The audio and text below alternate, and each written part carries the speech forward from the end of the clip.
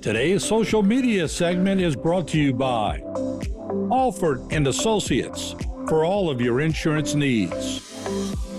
CIS, Cardiovascular Institute of the South, the highest quality cardiovascular care available. Barker Honda, the Barker family tradition of quality.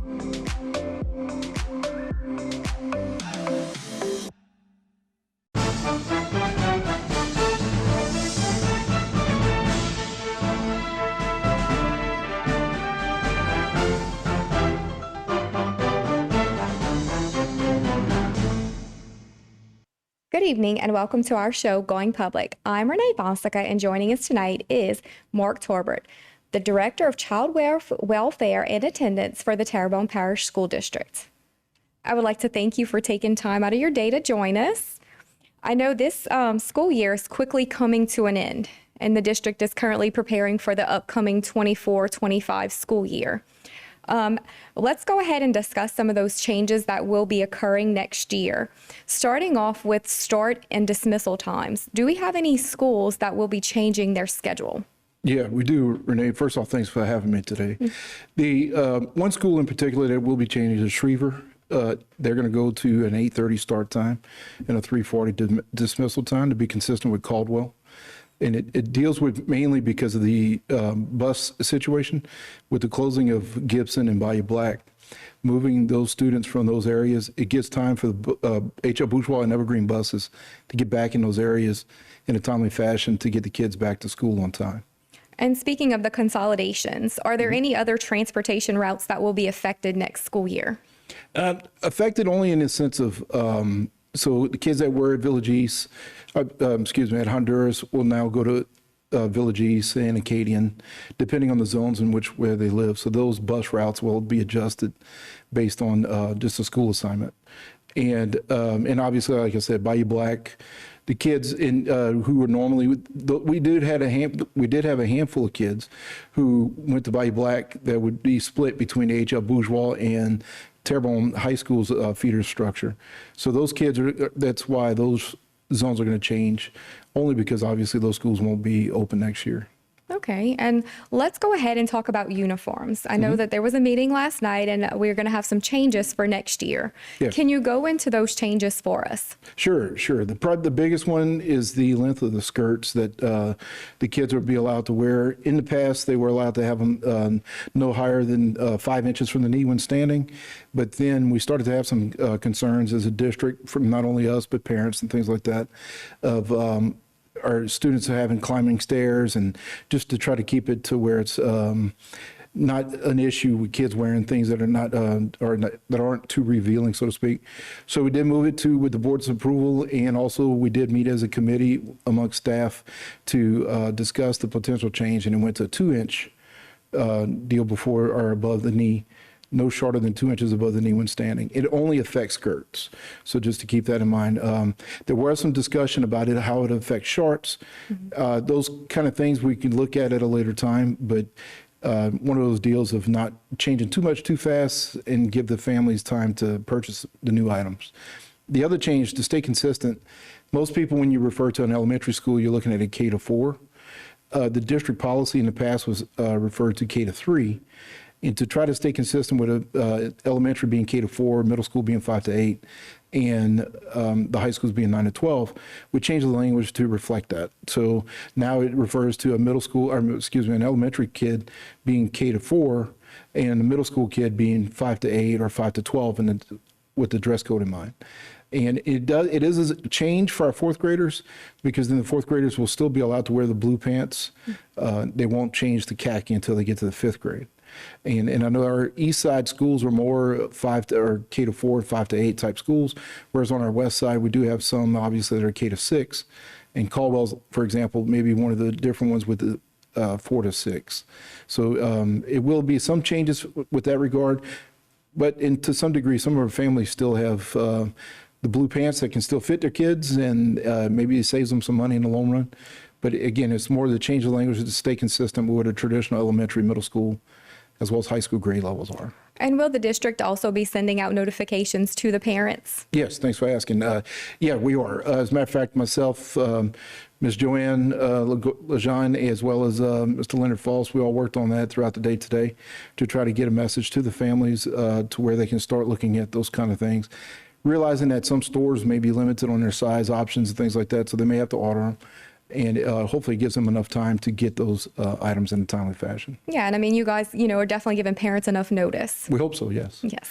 And one other thing on that real quick, if a parent is running into a situation, by all means, I would tell them to get in touch with their school to see what accommodations. Schools may have some ideas where they can purchase the items they need, and they can maybe help them out in trying to find or locate those things. Ms. Sandra LaRose, back in April, at the committee meeting, she listed various stores and various online stores or organizations that would sell the items that could possibly be anywhere from, I think, as little as $10 to all the way up to $80, $90. So it's not something that would have to be horribly expensive for the families.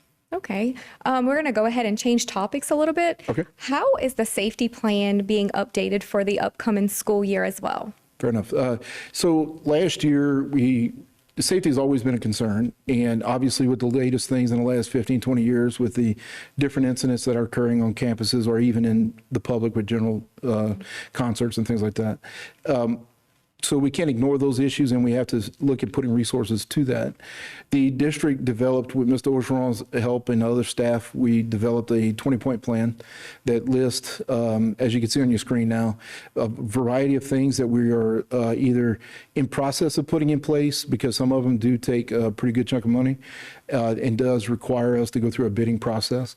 Or those things, sometimes the equipment, just like everything else, is not available right when you want it, right? So there's a delay on shipping, that kind of deal.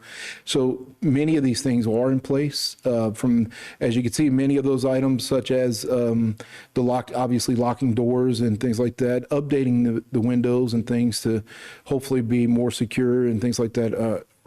Because of the hurricane recovery, in a way, it's helped us with that, because we're able to upgrade things that otherwise the district would be spending quite a bit of its local money to do those things. And when are those changes expected to be completed? I don't know if you can ever say they'll be completed, because I think with every passing, just like with technology, you always have upgrades, and you're always looking to make sure you're staying ahead of the curve. So some, like the perimeter fencing, some of those projects have already been completed. But there too, we may put some things in place, but then realize, well, we can enhance it in this way or that way. So building on what we've already put in place. And like I said, it because of the hurricane recovery, truly, it was obviously a devastating issue for our area, for our state. But one of the positives that come out of it is that just about every building in this parish will have some type of update, and including if a fence was damaged, for example, then it helps to recover that, because then we can replace it potentially with FEMA helping with the expense. And is the safety plan, I know you said it's constantly changing and improving. Do you revisit the plan each school year? I'd say we revisit it as needed, and I think each school year most definitely, but as well as pretty much throughout the year. Mr. Orgeron and I, Mr. Butler, we constantly looking at those things as we do our campus visits and things. We try to say or see things that maybe otherwise we didn't see before. Working with the administration of each building, getting their input on how we can improve it, whether it could be something as simple as traffic flow on campus. As a matter of fact, we are anticipating major change to, say, Coteau by Blue, because right now they have an issue with traffic being backed up onto country estates. And it is in the works of trying to redesign a drop-off pickup point, which it can become a security element as well. And not only from the safety standpoint of kids being dropped off, picked up, but also accessibility to the campus by others. And so as a matter of fact, I spoke to the administration today just to make sure we didn't have any change of heart on what the proposal would be. So again, it's an ongoing thing. And parents even call us and tell us that they have these concerns and things like that. And those things help us as well to recognize what a parent's seeing. Absolutely. That all makes sense. Sure. Let's go ahead and talk about registration reminders. Okay. Are there any reminders that you would like to give out for the upcoming school year? Sure. Yeah, it didn't. Registration process hasn't changed all that much. However, one side of it has. We are in the process of evaluating an online process to where the teacher or the parent doesn't necessarily have to come into the office to do it. There are still some forms they'll have to print and sign and get it to the schools. But working with our data department, Ms. Maria Weiss and Ms. Joanne Lejeune, she's able to, they're working on that right now, and they're trying to work through some of the kinks, making sure the school zones and things like that are matching what the parents are needing as they move into the area. But that's probably the biggest difference or change. But just like in the past, if it's a school within the district, if it's a school-to-school transfer, then they can just, when the school year starts or even before, they can be in touch with those schools and they can do those transfers without necessarily coming into us. But if it's a out-of-district, out-of-state type of thing, then it's best they call and come into the office. And Ms. Mona Laperouse, Ms. Jules Short, who works in our office, they do a great job of getting that information to the parents and trying to work with them as to what they need. So let's talk about this online registration system. Is this for all of our students transferring within the district, or is it just for new students? Just for new students. Just for new students entering the district. Because if you're transferring within the district from school to school, you shouldn't have to go through the traditional enrollment process because you're already in our system. And that may be one of the things that they continue to work through. And if a student moves during the summer to our district, do they contact central office, or do they contact the school that the child would be attending? Pretty much they'll contact us because a lot of our schools, it's not a guarantee that the school will be open during the summer. The high schools, yes, but junior highs and middle schools may not, and elementaries may not be. And what does a parent have to do if they move school districts as well? I know we just asked if they're moving in as a new student, but what happens if they move from school to school during the summer as well? Basically, there's really nothing really major on that. But again, once they go, if I'm moving, say, from a Mulberry to a Broadmoor, then once Broadmoor has the student, then he simply make the request to Mulberry to get the records for the student. And being that everything is electronic, a lot of times that transfer is a whole lot easier. So they're not having to worry about having packets and things like we used to do years ago. Yeah, so it sounds like every system is updating and making changes and improvements. We hope so. Yes. Well, I want to thank you for taking time out of your schedule to join us tonight and providing this information to our viewers. Yeah, thank you again for having me. Not a problem. I would like to thank you, our viewers, for watching. Don't forget to join us every week on Going Public. Good night.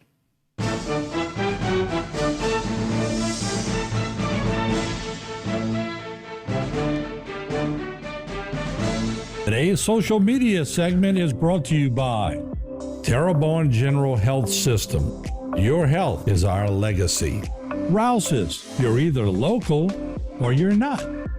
Buick, the craft of modern luxury. St. Martin and Bork, know your rights.